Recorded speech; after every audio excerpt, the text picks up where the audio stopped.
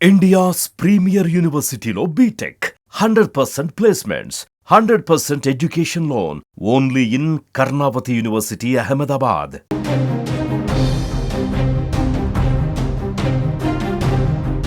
పాకిస్తాన్లో అల్లకల్లోలం మొదలైంది. ఇప్పటికే బలూచిస్తాన్ ఉద్యమంతో బలూచిస్తాన్లో తీవ్ర ఆగ్రహంతో ప్రజలు ప్రత్యేక దేశాన్ని అక్కడ ఏర్పరచుకున్నటువంటి సందర్భంలో తాజాగా మరొక రాష్ట్రం కూడా ప్రత్యేక దేశం కావాలంటూ పాకిస్తాన్ పైన తీవ్ర దాడికి తెగబడింది.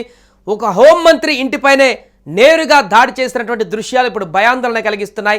అక్కడ పరిస్థితికి అద్దం పడుతున్నాయి. శ్రీలంకలో ఎలా అయితే రాజభవనంలోకి వెళ్ళి అక్కడ ఉన్నటువంటి పబ్లిక్ అంతా కూడా ఇంట్లోకి చొరబడి ఏ రకంగా సామాన్లు తీసుకువెళ్లారో సేమ్ అలాగే పాకిస్తాన్లో కూడా ఇప్పుడు సింధు రాష్ట్రంలో ఒక హోంమంత్రి ఇంటికి వెళ్ళి పూర్తిగా హోంమంత్రి ఇంటిపైన దాడి చేసి ఆ ఇంటికి అగ్నిని అంటించి ఇంట్లో ఉన్నటువంటి సామాన్లపైన కూడా దాడి చేసినటువంటి దుర్భరమైనటువంటి పరిస్థితి ఇప్పుడు పాకిస్తాన్లో నెలకొంది. దీంతో పాకిస్తాన్లో తాజా పరిస్థితి ఏ రకంగా ఉందో కూడా స్పష్టంగా అర్థమవుతుంది.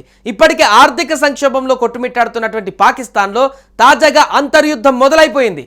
ఇప్పటికే పాక్ చుక్కలు చూపిస్తున్నటువంటి బలూచిస్తాన్ ప్రత్యేక దేశంగా ప్రకటించుకున్న నేపథ్యంలో సింధు ప్రాంత ప్రజలు కూడా నీళ్ల కోసం అవస్థలు పడుతున్నారు. రోడ్లెక్కి ప్రభుత్వానికి వ్యతిరేకంగా నిరసనలు చేస్తున్నారు. తమ సమస్యను పరిష్కరించాలంటూ గత కొన్ని రోజుల నుంచి ఆందోళనలు చేస్తున్నారు. రోడ్లపైన వాహనాలు ధ్వంసం చేస్తూ నినాదాలు చేస్తున్నారు. దీంతో పరిస్థితులు ఉద్రిక్తంగా మారాయి. అక్కడ ఓ పాకిస్తాన్ మంత్రి ఇంటిని స్థానికులు ఏకంగా చుట్టుముట్టి నిప్పు పెట్టారు, నినాదాలు చేశారు.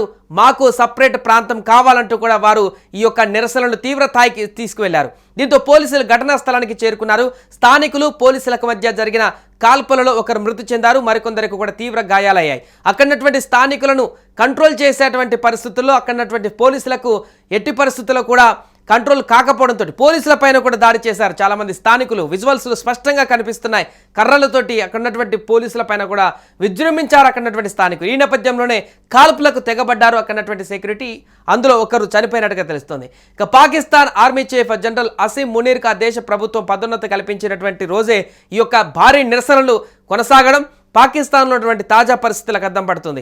ఇప్పటికే బలూచిస్తాన్తో సగం విడిపోయినటువంటి పాకిస్తాన్ చిన్న ముక్కగా మారినటువంటి సందర్భంలో సింధు రాష్ట్రం కూడా ఇప్పుడు ప్రత్యేక దేశం కావాలంటూ ముక్తకంఠంతో పాకిస్తాన్ ప్రభుత్వం పైన తిరుగుబాటు జెండా ఎగరవేయడం, నేరుగా మంత్రి ఇంటిపైనే మూకుమ్మడి దాడి చేయడం, అక్కడ భద్రతా చర్యలకు సంబంధించిన ఏ విధంగా సెక్యూరిటీ లోపాలు ఉన్నాయని కూడా స్పష్టంగా అర్థమైపోతుంది. దీంతో ఇక పాకిస్తాన్ దౌత్యపరంగా ఇటు ఆల్రెడీ ఇప్పటికే భారత్ దౌత్యపరంగా ఎన్ని రకాలుగా పాకిస్తాన్ ఇబ్బందులు పెట్టాలి అన్ని రకాలుగా పెడుతుంది. అండ్ ఇప్పుడు పాకిస్తాన్లో ఉన్నటువంటి ప్రజలే పాకిస్తాన్ ప్రభుత్వాన్ని పూర్తిగా ఇరకాటంలో ఇబ్బందులు పెట్టేటువంటి పరిస్థితి నెలకొంది. దీంతో కుక్కలు చింపిన విస్తారాకుల పాకిస్తాన్ మారేటువంటి పరిస్థితి స్పష్టంగా కనిపిస్తుంది.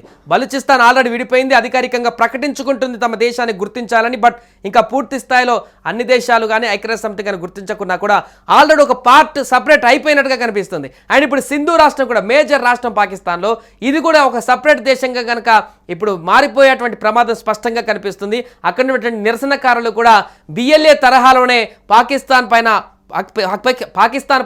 అంటే ప్రభుత్వం పైన దాడులు చేసి ఆర్మీ పైన దాడులు చేసి ప్రత్యేకమైనటువంటి ప్రాంతంగా గుర్తింపు పొందడానికి కూడా నిరసన తీవ్రతరం చేసేటువంటి పరిస్థితి అయితే నెలకొన్నట్టుగా కనపడుతుంది. దీంతో ఇక పాకిస్తాన్ అనేటువంటి దేశం అతి చిన్న దేశంగా మారేటువంటి అవకాశం ఉంది.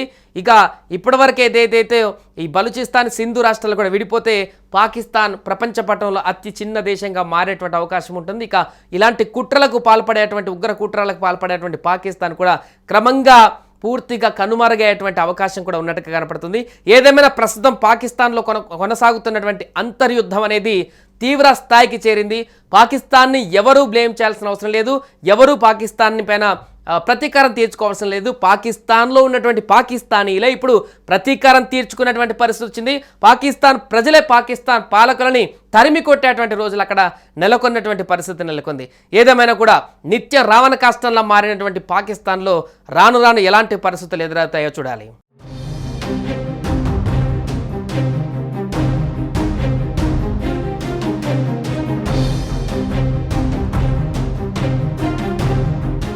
సుమన్ టీవీలో మీ పర్సనల్ అండ్ బిజినెస్ ప్రమోషన్స్ కోసం కింది నెంబర్కి కాంటాక్ట్ చేయండి.